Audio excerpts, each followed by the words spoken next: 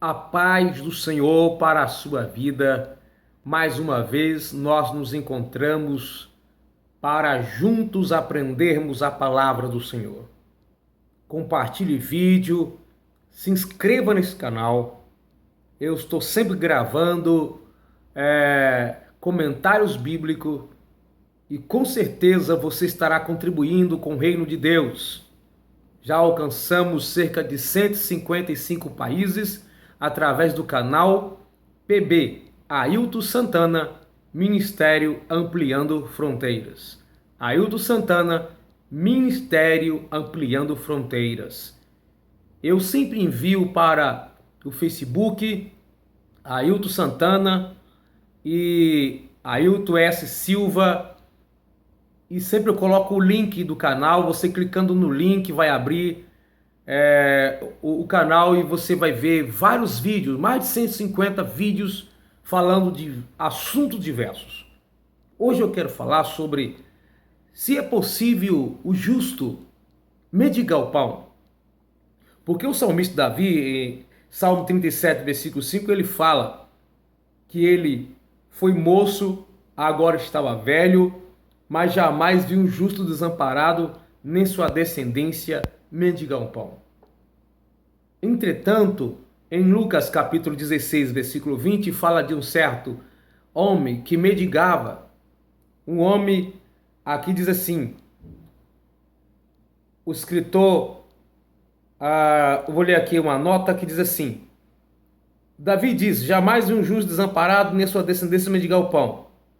Mas, obviamente, isso não é verdade. Muitos milhares que passam fome no mundo hoje são cristãos. Isso é verdade? Até mesmo a Bíblia falou de um certo mendigo chamado Lázaro, que comia migalhas que caía da mesa do rico. E esse Lázaro, ele era justo. Foi levado para o seio de Abraão, enquanto que o rico perdeu a salvação. A salvação ou a perdição aqui não está ligado a ser rico ou a salvação a ser pobre. Mas é um contraste de uns que estavam vivendo bem nessa vida e na vida posterior, ou no futuro, após a morte, vivendo ao contrário, vida de sofrimento, como aquele que vivia em sofrimento aqui, depois da morte vai viver uma vida de tranquilidade. Mas o Lázaro, ele era pobre, ele era mendigo, passava necessidade. Alguém pode dizer, mas isso é uma parábola. Na realidade, é uma história real, porque parábola não tem nome de pessoas. Algumas Bíblias, ou melhor, a Bíblia Revista e Corrigida, uma das suas edições, é que coloca como parábola do rico Lázaro. Mas João Ferreira de Almeida, mesmo quando ele fez a versão contemporânea e atualizada, ele já não colocou mais no título como parábola, mas sim como história. Então vamos lá. Nós devemos, vou ler aqui uma nota, várias coisas devemos ter em conta em relação à afirmação de Davi. Antes de mais nada, a rigor, esta não é uma declaração universal. É simplesmente o que Davi disse sobre a sua própria experiência. Ele começa dizendo, eu fui moço e já agora sou velho, porém jamais vi um justo desamparado, nem sua descendência mendigar o pão. Salmo 37, versículo 25. Segundo, ele não diz que o justo nunca passa fome, mas simplesmente que ele jamais viu o justo mendigar. Ele não diz que o justo não passaria, mas que ele nunca tinha visto na sua experiência no reino de Israel, principalmente cuidando assim do povo judeu. Há uma diferença. Terceiro, o contexto de sua afirmação era na economia judaica do Antigo Testamento, em que ninguém precisaria passar fome, uma vez que a lei permitia que o necessitado rebuscasse nos campos. As pessoas, quando faziam as colheitas no campo, era orientado a deixarem aquilo que caísse ou o restante que ficasse no pé de planta ou os cereais, ou aquilo que caísse, eles não buscassem e não colhesse tudo que tivesse ali naquele pé de fruta ou no pé de cereal, como assim podemos dizer, eles não tirassem tudo, deixassem um pouco que fosse para os desafortunados. Então assim, todo mundo teria o que comer. Aquele que era dono da plantação e aquele que vinha atrás pegando os restantes. Com esse sistema, geralmente não havia necessidade de mendigar o pão. Ele podia ser respingado de graça nos campos. Finalmente, como ocorre no livro de Provérbios, esta afirmação não é para ser tomada de forma universal, mas apenas como uma regra geral numa sociedade organizada de acordo com a lei de Deus, segundo o qual aqueles que vivem retamente, em geral, não terão necessidade de mendigar pão. Isso é o que deveria ser, ou que deve ser, numa sociedade organizada que age piamente, de forma verdadeira, de forma correta.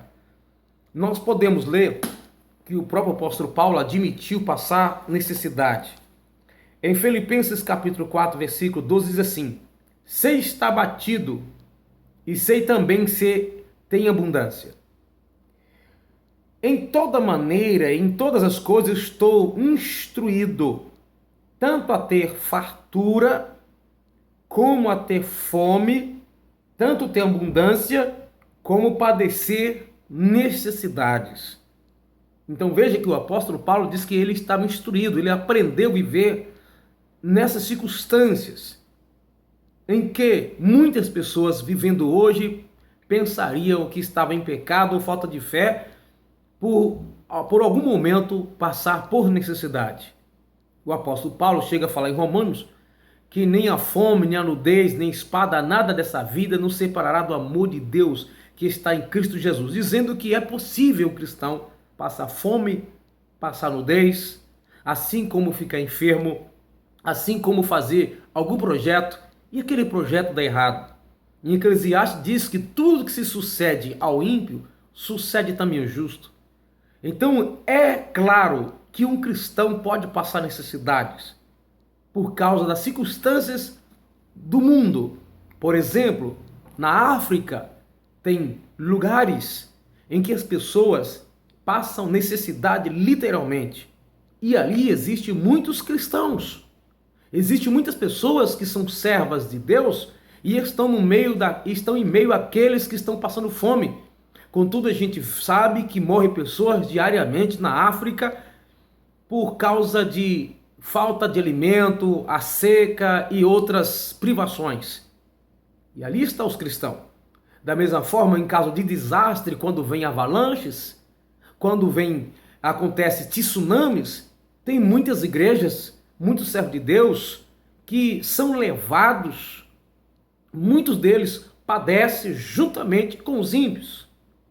Então, é claro que nós devemos entender que em certas circunstâncias, todos nós estamos sujeitos a bala perdida, enfermidade, a câncer, a sofrimento, a desemprego, a passar por crise como aqui no Brasil, no momento, agora é 2016, nós estamos passando por uma crise, a igreja também, mesmo que estamos confiando em Deus, mas no sentido social, como ser humano, como cidadão terreno, passamos também pela crise. A diferença entre nós, o ímpio, é como nós nos comportamos, como nós nos colocamos e como nós reagimos a essas situações. Enquanto o ímpio, ele pode, em momento de dificuldade, ele pode se desesperar, ele pode tirar a própria vida, ele pode blasfemar de Deus. Enquanto aos salvos, a Bíblia diz que tudo contribui para o bem daqueles que são chamados por Deus, daqueles que amam a Deus. Então, a questão é, a diferença é como nós vamos reagir. Quando o povo de Israel, o povo de Deus, quando em Samaria estava cercada e ali o povo estava numa situação terrível por estar sitiada pelo um governante ímpio, com certeza tinha alguém que era temente a Deus dentro das muralhas em Samaria.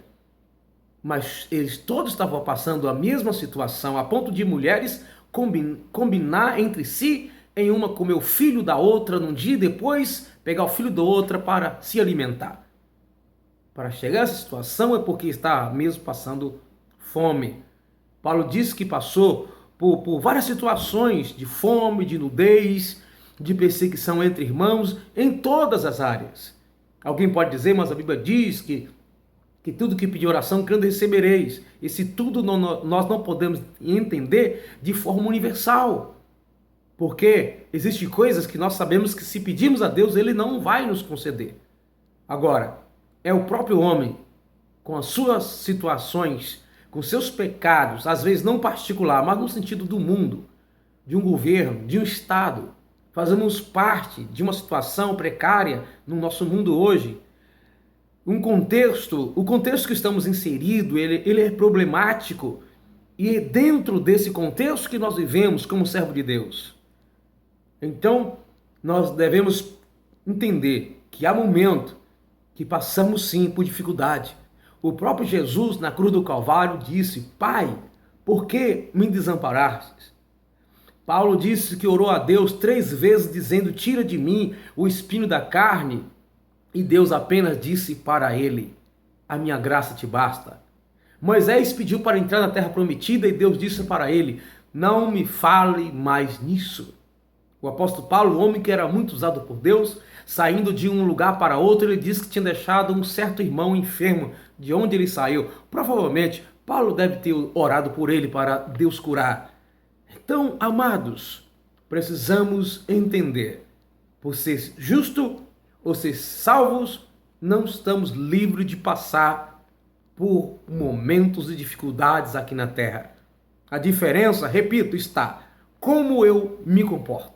Agora, voltando, na economia de Israel, naquela cultura, naquela dispensação, Deus agiu um pouco diferente. O próprio Deus disse: se eles fossem fiéis, se o inimigo viesse por um caminho, voltaria por 7.